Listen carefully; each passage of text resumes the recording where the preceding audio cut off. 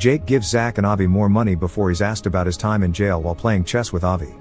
Jake had been given 2 options, 14 years of normal time or 7 years of solitary, so he chose solitary. His cell was between 2 men's, a chess master and a con man, that had been there for a long time, and while they never talked to each other, they knew everything about each other. During the first 5 years of Jake's sentence, the 3 of them would communicate by sending messages written on the library books, and that was how Jake learned their formula to win any game in the world. The 2 men were planning a prison break and promised to take Jake with them, but when they finally left, they disappeared without a word and left Jake behind. When he was released 2 years later, he found out those 2 men had taken all his money and only left behind a note that said you can only get smarter by playing a smarter opponent, so Jaker started using the formula to make himself rich at various casinos. As the days pass, Jake continues working by visiting various clients and giving away his own money.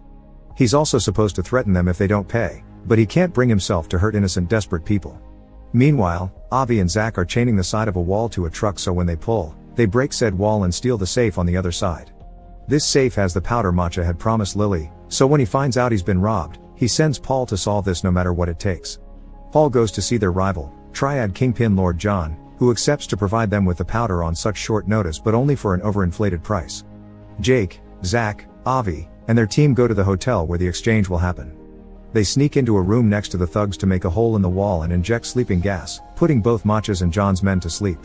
Then they steal the money and the powder, framing it to make it look it was Matcha that robbed John and vice versa. Sometime later, Jake gets a call from Billy, who tells him he's been asking around and has found out that Zach and Avi are so dangerous that not even gold would touch them, so Jake should get out of there.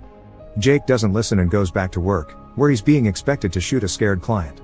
He refuses and tries to shoot Avi instead, but he realizes the gun is empty right before Avi knocks him out. Jake wakes up hours later in the motel and gets a call from Avi saying he survived his third